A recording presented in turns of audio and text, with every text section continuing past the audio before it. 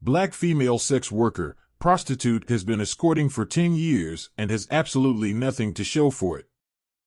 I was a sex worker for 8 years, from 2013 to 2021.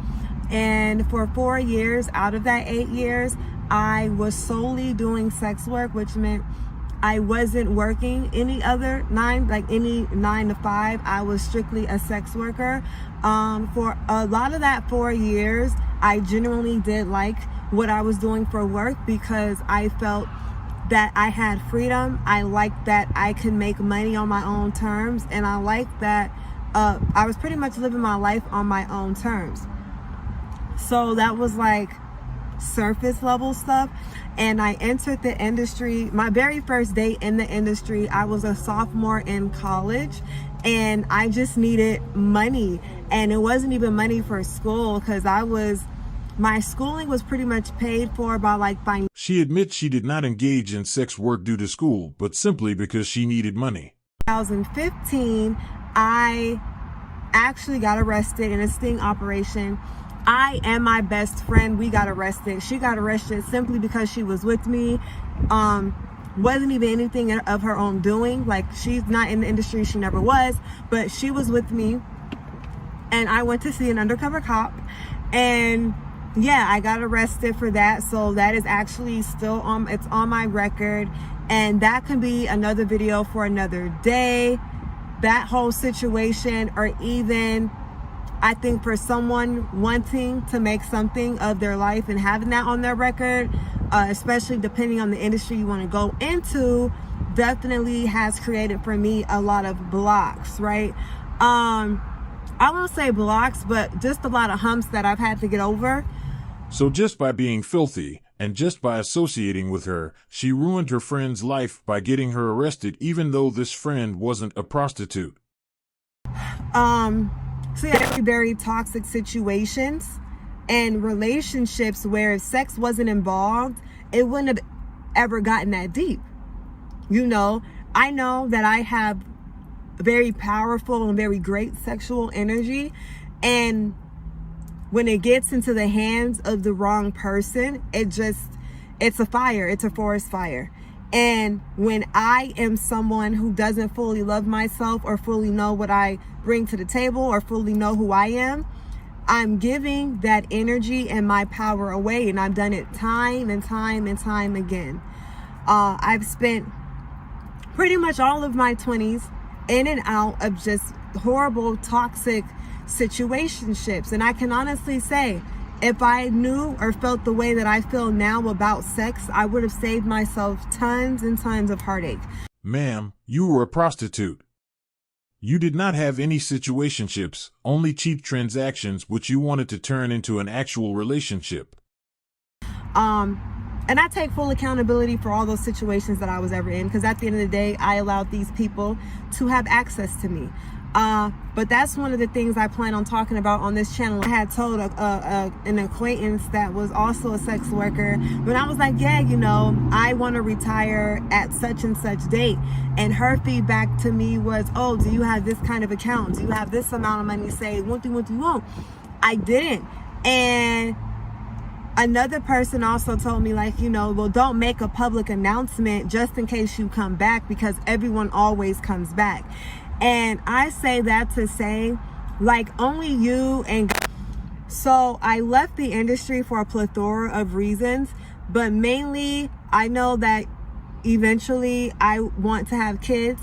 I want to be a wife, and I want to be a businesswoman that works very closely with troubled children, because I once started to... Let me guess. After 10 years of sex work and nothing to show for it, she now is most likely looking for a black man to take her in and make her a wife. Okay. I feel like I was going against myself and my own beliefs. So I personally have been in therapy since 2019 on and off, so about 2 years and some change roughly.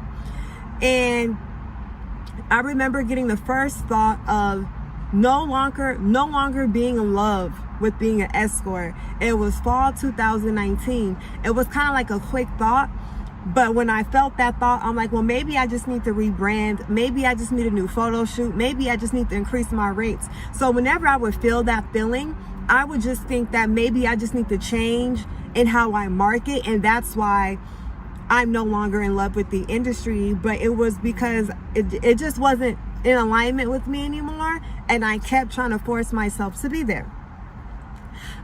But in therapy, I came to the realization that I was a very big people pleaser, and a big part of my success of a successful escort is you're a people pleaser. You're basically you're pleasing the client at the end of the day. You have this persona and this image that you're upkeeping to please your clients. And I was tired of kind of basically living a lie. I'm a very authentic person. Who falls in love with sex work? Sleeping with different men you don't know and who you aren't attracted to made you fall in love with the industry? Then she admits she was faking everything. Too many contradictions. And I didn't like being this persona all the time, or feeling like I couldn't be myself, right? Acknowledge the fact that I was a people pleaser and learn to love me. I'm still learning to love me. One of the steps that I took was literally that day that I quit. That was the last day I've had a wig on my head. Do you hear me? That was the last day since then that I've had a wig on my head. My natural hair has been out for the past year. This is the longest I've worn my natural hair since I can remember. Since college, I've been putting tracks in my hair. And I've never retired until I retired from sex work. As a sex worker, I was a persona. I always had to be done up. I wore a lot of makeup, lashes. Yo, I have not put lashes on my face in a year. That is insane to me. I was someone who felt unattractive without lashes. Considering most of her clients were white men, this may debunk black women's talking point about how they wear hair hats and eyelashes due to black men when this woman here admits she felt ugly with white men unless she had a helmet and lashes on. Okay. So yes, I had to relearn the value of people. I had to relearn the value of men. Being in the industry definitely taints your view of men. It taints your view of sex. So even after I retired, I definitely went through like a sex crazed episode type situation, which I can save that for another video as well. But currently, since December 2021, I've decided to just be abstinent and or celibate, whichever the word is, until marriage. I've had enough sex in my lifetime to know what it feels like, honey. I'm not missing anything. I've had a great sex life, by the way. But I'm just tired of people pleasing in that avenue. I'm tired of giving my power away in that avenue. And I'm tired of giving my body to someone who doesn't know me fully or love me fully or have me fully, yet still having access to that part of me. So my mindset around sex right now is that I feel like it's a sacred thing, and I feel like it's not made to be had casually as a lot of people have it casually. And clearly I've had a lot of it casually, and that's not a life like I no longer want to live. So, she's never been in any relationships, but has had years worth of sex to the point where she distorts what good sex life means.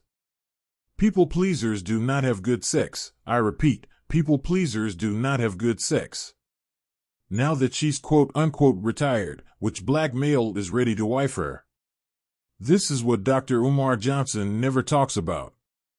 This is a spiritually broken black woman who only knows how to please white men and does not know how to have functional relationships with black men, yet Dr. Umar expects black men to clean her up and save her.